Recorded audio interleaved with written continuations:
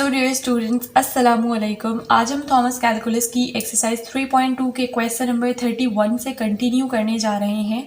और इन क्वेश्चंस में हमसे कहा गया है कि हमारे पास ये जो फंक्शंस हैं इसका हमें फर्स्ट और सेकंड डेरिवेटिव फाइंड आउट करना है। सो यहाँ पर हमें बाउंड नहीं किया गया है कि हम चाहें तो हम प्रोडक्ट रूल लगा सकते हैं, हम चाहें तो हम डिवीजन रूल अप्लाई कर सकते हैं। इट्स अप टू अस, ठीक है। तो यहाँ पर अगर मैं क्वेश्चन को देखूँ तो इस क्वेश्चन में हमारे पास वैसे तो डिवीजन रूल लगना चाहिए, लेकिन आप प्रोडक्ट रूल भी लगा सकते हैं। सो मैं फर्स्ट डेरिवेटिव फाइंड आउट करने जा रही हूँ यूजिंग द डिवीजन रूल। तो according to the division rule हमारे पास क्या होता है कि ये u होता है मेरा और ये मेरा v होता है। तो डिनोमिनेटर में आता है v का square, v as it is derivative of u। तो आप लिखेंगे d by d x of u। u क्या है? एक्स क्यूब प्लस 7, ठीक है। फिर minus u as it is, तो u की जगह हम लिखेंगे एक्स क्यूब प्लस 7। और डेरिवेटिव आप किसका लेते हैं? d बाई डी एक्स किसका लेते हैं आप? v का। तो v क्या है? x, सही।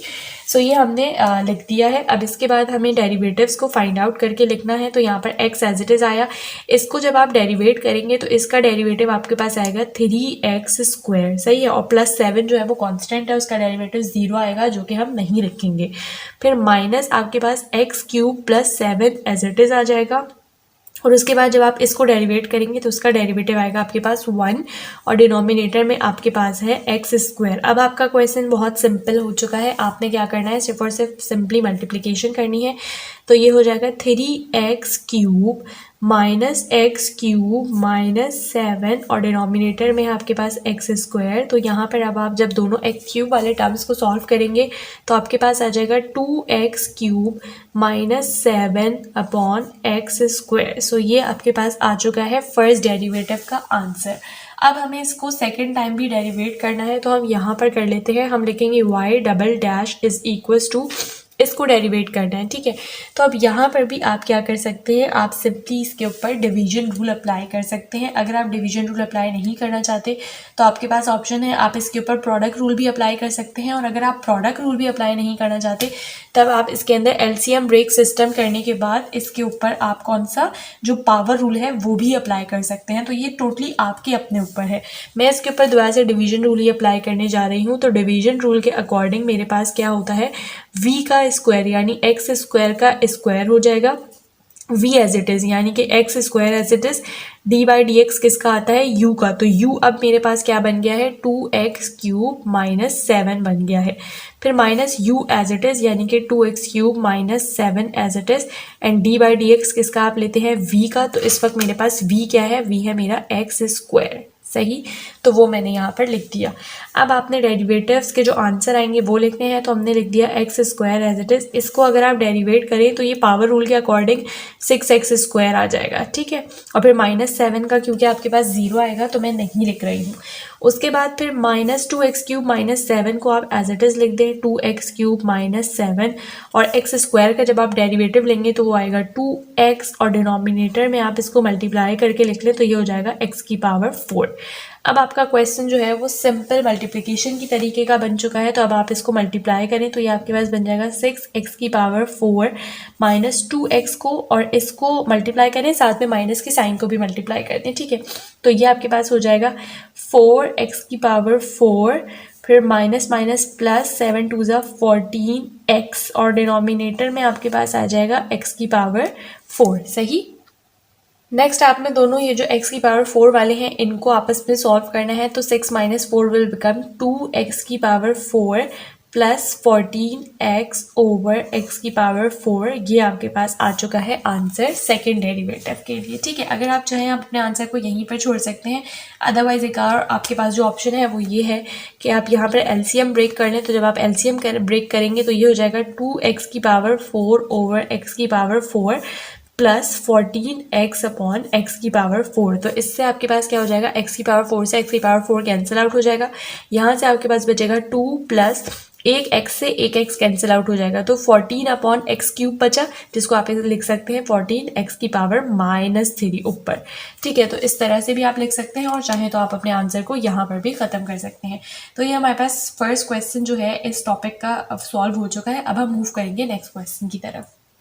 सो ये हमारा अब है क्वेश्चन नंबर 32। क्वेश्चन नंबर 32 के अंदर भी आपके पास ऑप्शन है, आप चाहें तो आप डिवीजन रूल अप्लाई कर सकते हैं, आप चाहें तो आप प्रोडक्ट रूल अप्लाई कर सकते हैं, और आप चाहें तो आप एलसीएम ब्रेक सिस्टम के बाद क्या कर सकते हैं, इसके ऊपर पावर रूल अप्लाई कर सकते हैं। तो अगेन मैं इस क्वेश्चन के अंदर जो है वो डिवीजन रूल ही यूज़ करने जा रही हूँ।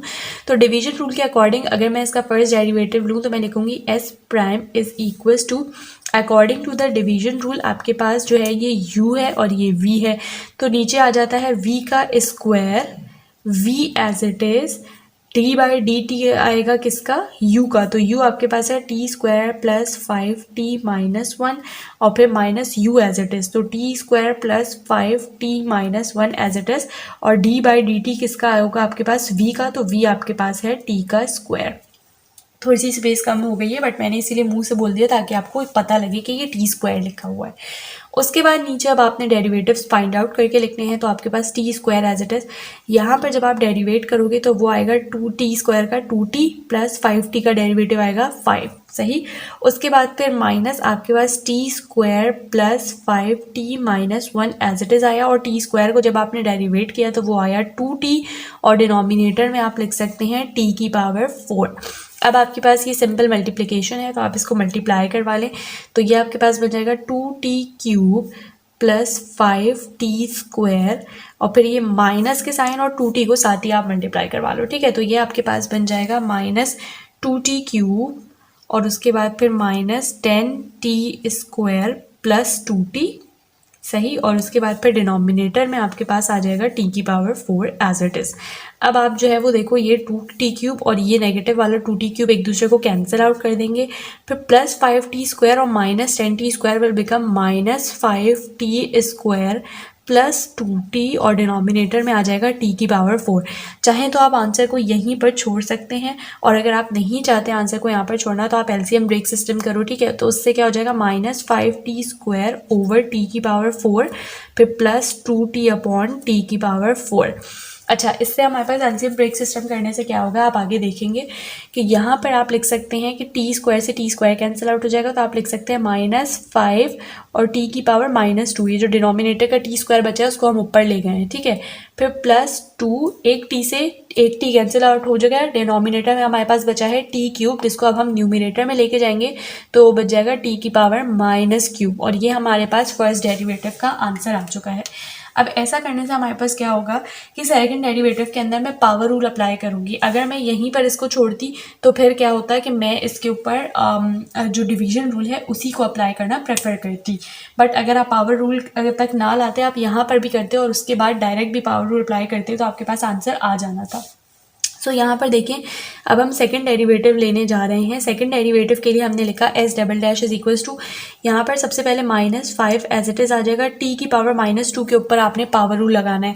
तो according to the power rule power नीचे आ जाती है और पावर में से एक सब्ट्रैक्ट हो जाता है, तो जब आप -2 में -1 करेंगे तो इट विल बिकम -3, फिर +2 एज इट इज़ आ जाएगा, टी की पावर -3 पे आपने पावर रूल अप्लाई करना है।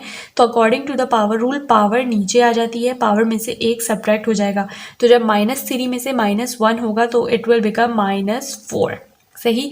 अब आप इसका आंसर लिख दें तो minus minus will become plus, 5 × 2 is 10, T की पावर -3 और फिर -2 × 3 इज 6, टी की power -4, and this is the answer for second derivative, ठीक है। तो ये हमारे पास दोनों क्वेश्चन सॉल्व हो चुके हैं, क्वेश्चन 31 और 32। अब हम मूव करेंगे क्वेश्चन नंबर 33 की तरफ। तो ये है हमारा अगला क्वेश्चन, क्वेश्चन नंबर 33, जो कि देखने से आपको बहुत ज़्यादा भयानक सा लग रहा होगा। अब आप में से कुछ स्टूडेंट्स के माइंड में आ रहा होगा कि हम पहले इसके अंदर मल्टीप्लिकेशन करवा लेते हैं, उसके बाद हम क्वेश्चन को सॉल्व करेंगे। कुछ के माइंड में आ रहा होगा कि भाई डायरेक्ट प्रोडक्ट रूल अप्लाई कर देते हैं, कुछ के माइंड में आ रहा होगा कि डिवीजन रूल अप्लाई कर देते हैं। बट इन सारी ही चीज़ों को मैं बहुत आसानी के साथ आपको सॉल्व करवाने वाली हूँ। उसके लिए आपको थोड़ा सा एलजेब्रा की तरफ मूव करना पड़ेगा। एलजेब्रा में हमने एक फॉर्मूला पढ़ा था a³ माइनस b³ का, जो कि था a³ minus b³ is equals to a minus b a² plus ab plus b², ठीक है। ये हमने फॉर्मूला पढ़ा था। अगर आप इस फॉर्मूले को θ³ माइनस 1 का क्यूब के लिए अप्लाई करो तो वो क्या बन जाएगा, θ - 1 θ² प्लस θ प्लस 1, ठीक है। यानी कि ये वाली जो टर्म है ये बिल्कुल यही सेम टर्म आई है, तो इसकी जगह मैं लिख सकती हूँ थीटा क्यूब माइनस 1 का क्यूब, और डिनोमिनेटर में लिख सकती हूँ थीटा का क्यूब। अच्छा एक सेकेंड, ये हमारे पास जो है वो r इज इक्वस टू है, सही है, r इज इक्वस टू। सो यहाँ पर भी हमारे पास क्या बन गया, अब जो मेरा r है वो क्या बन गया, r इज इक्वस टू ये बन गया। अब इसके अंदर आप इसको और आसान करने के लिए एलसीएम ब्रेक सिस्टम कर लें, तो ये हो जाएगा थीटा का क्यूब ओवर थीटा का क्यूब माइनस 1 ओवर थीटा का क्यूब। तो आपके पास जो r है वो क्या बन जाएगा, थीटा क्यूब से थीटा क्यूब कैंसिल आउट हो जाएगा, यहाँ से बचेगा 1 माइनस थीटा की पावर -3, इसको मैं ऊपर लेकर आ गई। तो अब ये बन चुका है मेरे पास r। कितना आसान हो गया हमारे पास बनिस्बत इसके इसको सॉल्व करना, सही है। वैसे तो आंसर आ जाता आपका, लेकिन बहुत ज़्यादा खिचड़ी पकनी थी, जिससे आपको अगर एक फॉर्मूला याद है तो आप बच गए, सही। अब आप इसका फर्स्ट डेरिवेटिव ले लें, तो आप लिखेंगे r prime is equals to, इसका आएगा 0 जिसको हम छोड़ देते हैं, माइनस इसके ऊपर पावर रूल अप्लाई करें तो पावर रूल के अकॉर्डिंग पावर नीचे पावर में से 1 सब्ट्रैक्ट हो जाएगा, तो -3 - 1 बिल्कुल -4 and it's equals to 3 theta की पावर -4, सही है। ये आपका फर्स्ट डेरिवेटिव आया है। इसका अगर आप सेकंड डेरिवेटिव लें तो इसके अकॉर्डिंग दोबारा से पावर रूल अप्लाई होगा, तो पावर रूल के अकॉर्डिंग सबसे पहले 3 को आप अलग करके लिख दें as a constant. Power rule के अकॉर्डिंग पावर नीचे आई, पावर में से 1 सब्ट्रैक्ट हुआ तो ये बन जाएगा -5, और इसको आप मल्टीप्लाई करके लिख लें तो ये हो जाएगा -12 थीटा की पावर -5। तो ये आपका सेकेंड डेरिवेटिव आ चुका है।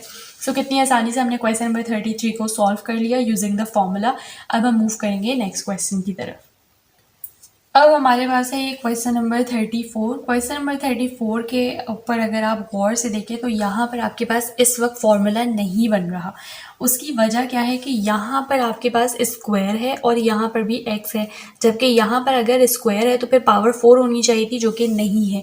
तो इसका मतलब कि फॉर्मूला डायरेक्ट तो नहीं बन रहा है, लेकिन अगर हम थोड़ा बहुत कुछ करके इसको बनाना चाहें तो ये बन सकता है। कैसे बन सकता है देखें, अगर मैं यहाँ पर लूँ u इज इक्वल्स टू, इन दोनों में से मैं x को कॉमन ले लूँ तो अंदर बचा x प्लस 1, और इसको एज इट इज़ लिख दें x square minus x plus 1, और डिनोमिनेटर में x की पावर 4 को भी एज इट इज़ लिख दें, ठीक है।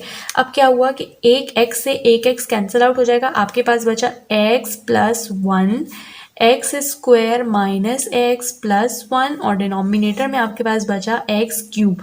तो अब आपका मसला दोबारा से हल हो गया। कैसे कि अगर आप फॉर्मूला याद करो a cube plus b cube का, तो वो होता था a plus b, a square minus a b plus b square. तो अगर आप उसी सेम फॉर्मूले को यहाँ पर एक्स क्यूब प्लस 1 का क्यूब इसके लिए अप्लाई करो तो ये क्या बनेगा, ये बनेगा x plus 1 x square minus x plus 1, यही वाली सेम टर्म बन गई। तो इसकी जगह अब आप लिख सकते हैं u is equals to x cube plus 1 divided by x cube. यहाँ पर 1 के ऊपर भी क्यूब है, जिसको आप लगाओ ना लगाओ कोई फर्क नहीं पड़ता, ठीक है।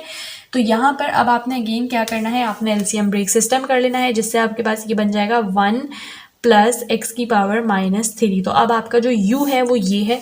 अब आपका जो आगे टास्क है वो ये है कि बहुत ही सिंपल है, आपने इसका फर्स्ट डेरिवेटिव और सेकंड डेरिवेटिव खुद से फाइंड आउट करना है और मुझे कमेंट सेक्शन में बताना है कि आपके फर्स्ट और सेकंड डेरिवेटिव का आंसर क्या आया है।